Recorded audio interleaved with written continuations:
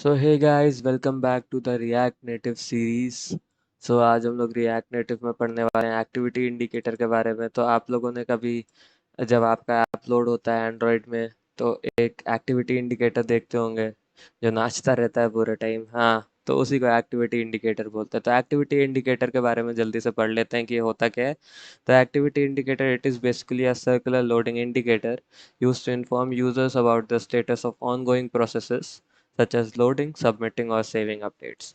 तो लाइक मैं आपको इसका वो दे सकता हूँ, एग्जाम्पल दे सकता हूँ कि ये होता क्या है। तो लाइक आप लोगों ने कभी कभी एक्टिविटी इंडिकेटर्स को देखा होगा। जैसे कि आप इंस्टाग्राम अपना लॉगिन करते हैं, तो there is some a basic circular link that's a basic circular indicator that indicates whether you are in your Instagram or not, because वो लोडिंग के काम आता है।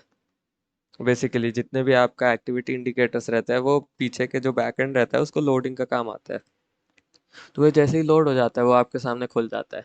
तो आपको उसी के हिसाब से रहना रहता है। तो हम लोग क्या कर सकते हैं, एक्टिविटी इंडिकेटर के बारे में आज हम लोग समझ सकते हैं। और उसमें कैसे ऑन गोइंग प्रोसेस को वो दिखा सकता है कि जैसे आप एक फॉर्म सबमिट करते हैं तो उसमें भी वो नाचता रहता है, और सेविंग अपडेट्स के टाइम पे भी वो नाचता रहता है, और लोडिंग के टाइम पे भी वो नाचता रहता है। तो लाइक ये सब आप लोगों ने देखा होगा, यू हैव नोटिस्ड इट। तो आज हम लोग उसी को समझ रहे हैं कि वो होता क्या है असल में। तो चलिए इसको जल्दी से समझ लेते हैं।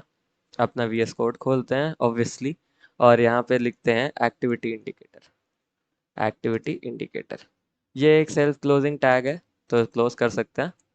अब आपको मैं यहाँ पे दिखाता हूँ कि यहाँ पर अभी सेव कर लेता हूँ इसको। सॉरी, मैं सेव करना भूल जाता हूँ थोड़ा।